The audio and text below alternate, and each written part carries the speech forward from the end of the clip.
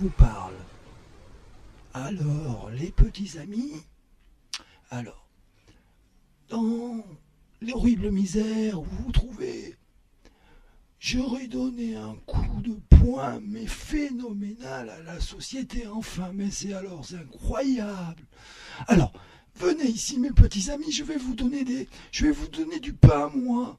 Je vais vous donner du pain. Alors voilà, un petit peu de pain avec des graines de sésame, c'est bien bon ça aussi. Hein? Il m'énerve, lui, il m'énerve.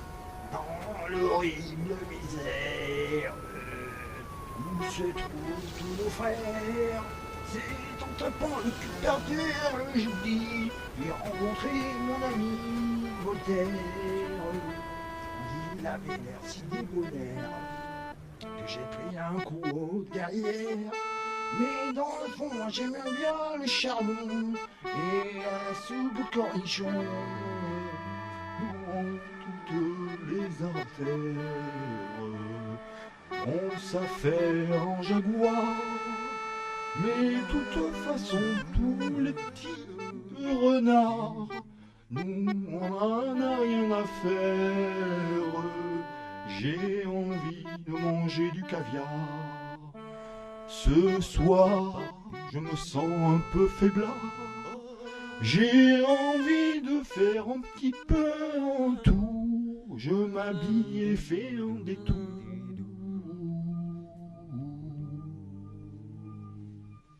À votre bon cœur, messieurs, dames.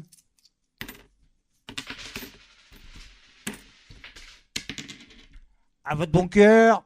À votre bon cœur. Merci. Les aristocrates du chapeau qui glissent sur les longs coteaux. Le soir parfois au crépuscule me font rire et glissent parfois sur la grève. Ah, la vie sert-elle à quelque chose? En été je préfère, me dit-elle, en me soignant sur le trottoir d'un petit coup de peut-être un petit mégot par terre dans l'horrible misère où se trouvent tous mes frères.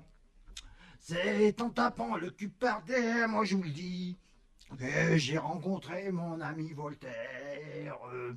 Il avait l'air si débonnaire que j'ai pris un coup au derrière, c'est à prendre. Moi, dans le fond, moi j'aime bien le charbon et la soupe aux oignons. Dans toutes les artères, on appuie sur le champignon. On vit dans un vrai monde de cochons. Pas sensible la charcutaille, le sucre microscopique, les miasmes aussi rébutants font chier dans tous les enterrements les tarentules. Bien, moi je préfère les virgules. La qualité virtuelle ne se mesure pas à l'embryon d'Apollinaire dans le ventre. Dans le ventre, et moi j'ai bien faim aussi de temps en temps, mais je m'occupe de la terre. Il m'énerve, lui, il m'énerve. Dans l'horrible misère où se trouvent tous nos frères, c'est en tapant le cul par terre, je vous dis, j'ai rencontré mon ami Voltaire. Il avait l'air si débonnaire que j'ai pris un coup au derrière. Mais dans le fond, moi j'aimais bien le charbon et la soupe au cornichon. Dans toutes les artères, on s'affaire en jaguar. Mais de toute façon, tous les petits renards, nous on en a rien à faire. J'ai envie de manger du caviar. Ce soir, je me sens un peu faiblard. J'ai envie de faire un petit peu en tout. Je m'habille et fais un détour.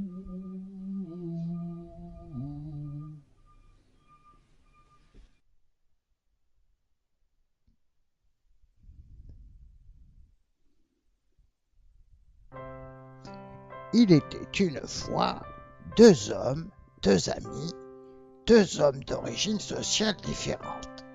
En bout de course, ils se retrouvaient relégués dans les faubourgs d'une triste ville de province. Comme le marquis de Sade dans sa geôle, qui en famine, Frédéric envoie des coups de téléphone désespérés à des amis de haute lignée pour qu'on lui gage l'argent. Pendant ce temps-là, l'été, la ville ne figurait qu'un mirage. Des mains tordues comme des racines séchaient des larmes de nos yeux. Pourtant, peut-être que le bonheur existe. Ou bien, les larmes de nos yeux sont-elles des cristaux de sel?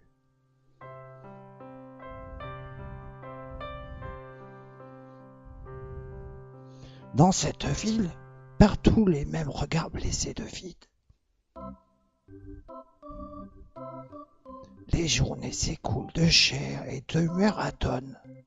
Parfois, la même nuit, sempiternelle de l'homme, mais parfois avec l'ami à l'heure où les astres se font fluides, au creux du souffle naturel, l'invisible monte solennel. Et nous frémissons, tous deux, amis aux beautés crépusculaires des cieux. Tous deux qu'avons-nous vu des jardins de Tolède, l'âpre chemin des frères maudits, sur les rives dorées de l'Èbre des oiseaux migrateurs par nuées.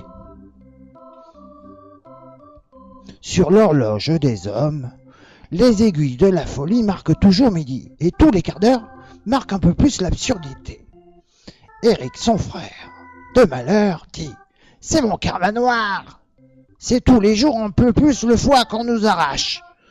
C'est aussi vieillir tous les jours un peu plus, mais enfin c'est avoir de plus en plus de mal avec même la notion même de métier et d'âge. Frédéric est d'accord. Mais d'autre part, autour de nous, un chant monte, oraison des hommes, dans l'intérieur entrelacé de leur individualisme. Ils s'unissent d'une voix pleine au-dessus de leurs conditions. Et qu'on s'y résigne, malgré les beautés éparses qui brident et corrodent la mère vie, malgré toute la chair et les bons plats et tous leurs êtres, ils aiment aimer. Sur l'horrible pendule des hommes, les aiguilles de la folie marquent toujours midi. Toutes les heures marquent l'échelle de la incohérence. Tous les quarts d'heure teintent plus encore l'absurdité. Dans les faubourgs se consument des vies, ni malheureux ni heureux, seulement là par fatum. J'avais trouvé un petit mégot par terre, et j'avais retrouvé la mémoire. Être du faubourg, me disait-on, au sens christique, c'est vivre avec les pauvres et éviter les péchés.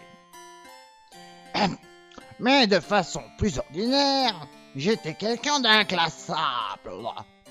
Les gens de la rue, mes amis, le faubourg, quoi, essayaient de mettre sur moi, mais en vain, j'étais tout simplement un homme parmi les hommes.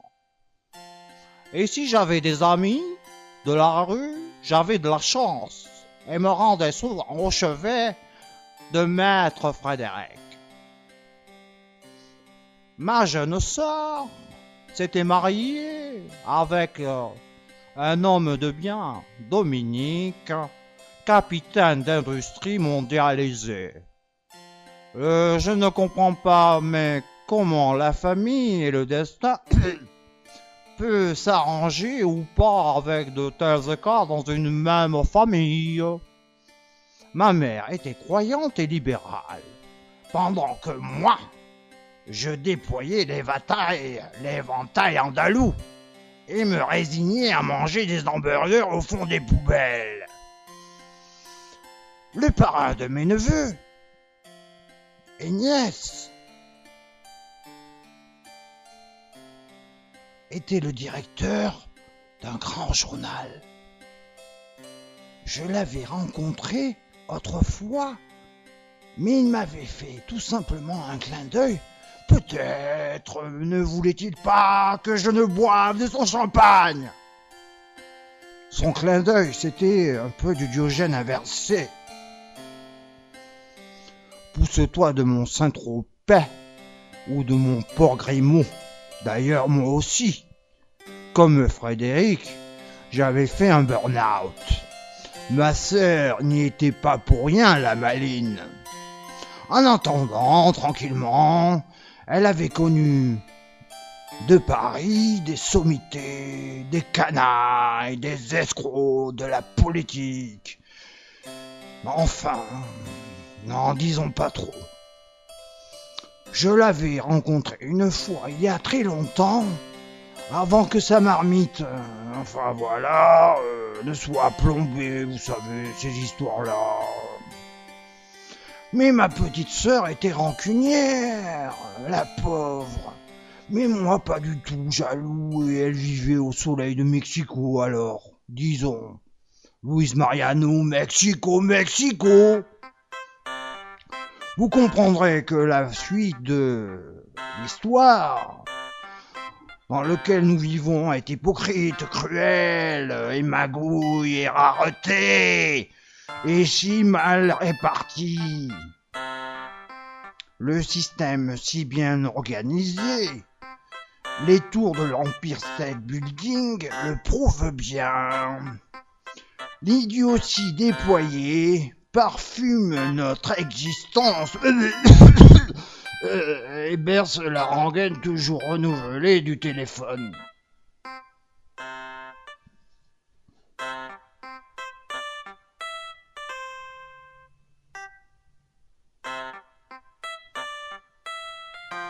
Chapitre 1.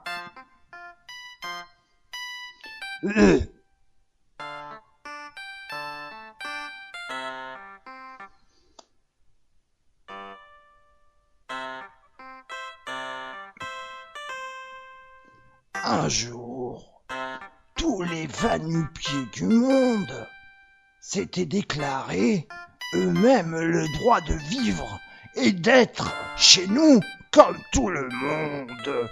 Et ils avaient raison, dans le fond. Les gros, enfin je ne sais pas, mais les gros écornaient les petits. Et les petits, le soir venu, couraient comme moi. Aller cueillir les étoiles, la tête la première dans les constellations qui se reflétaient le soir dans les rigoles du caniveau. Ou partout même, dans les couleurs, la cinétique. Et ce n'est pas fini, ça ne fait que débuter un arrimage des States, du monde entier. Il fallait parler couramment 2 ou 3 langues de sport et de combat, avant même d'envisager de mettre l'orteil dehors. Peut-être la boxe anglaise ou américaine ou française, la boxe du patachon et du trait de savate, celle qu'on improvise lorsque tombe la nuit dans une ville le soir, un ciel étoilé. Dans les médias, le téléphone fonctionne. Dans le monde politique, le téléphone fonctionne, oui. Fonctionne. En revanche, moi j'ai pas le téléphone. Mais enfin, pour la banlieue, il n'y a même pas une douzaine de députés. Enfin, tout cela ne me regarde pas. Par contre, la langue de bois et la cuillère de bois, chez moi, des foules indigentes, je connais, hein. En arpentant le trottoir, j'en vois. Enfin, tout cela n'est pas prouvé, hein. C'est une preuve fondamentale et irréfutable, hein. Un vieux professeur vous le dirait. Loin du monde politico-médiatique, gouverné par les multinationales, je cherche du caviar dans une vieille carcasse de trucs décomposés. Enfin, lorsque, voilà-t-il pas, que Hassan arrive avec une bouteille de mousseux kidnappé chez le Lidl du coin. Oh, alors là, le Hassan, il est fort, hein.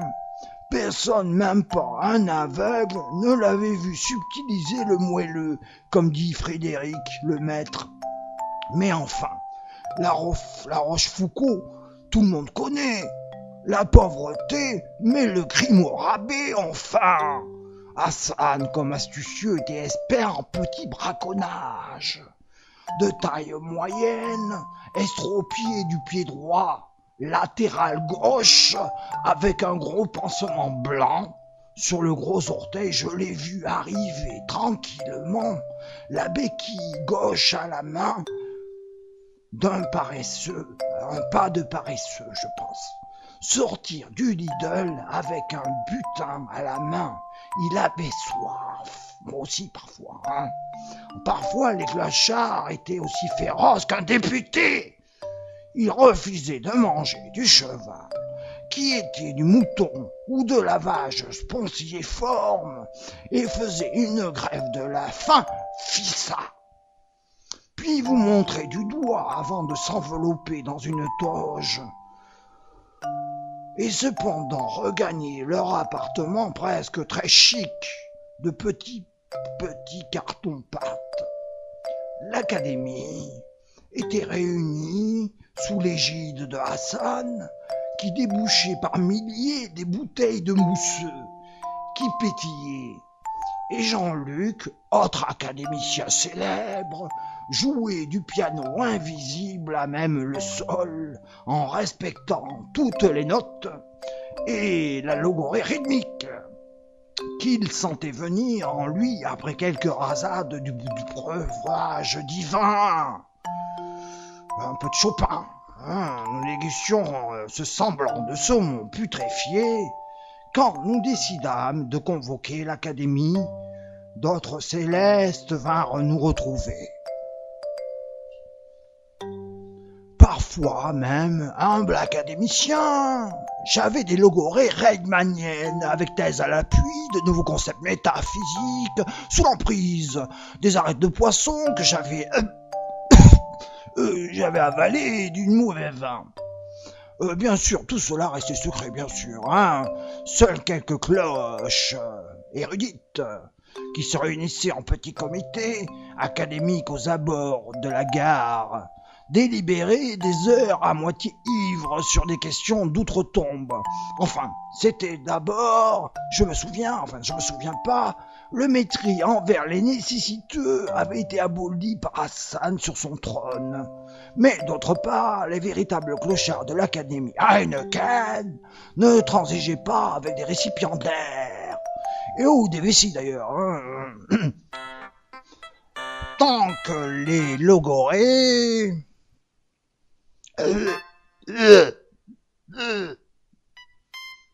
n'avaient pas formé une logorée verbale, n'avaient pas formé une syllabe, consonne ou voyelle, ou phonème articulé, indispensable, pour ne pas déplaire à Saussure.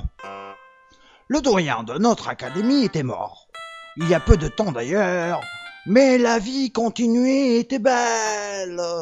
Je me rappelle le jour où le fameux Jean-Luc refusa le titre de docteur harmonicosa.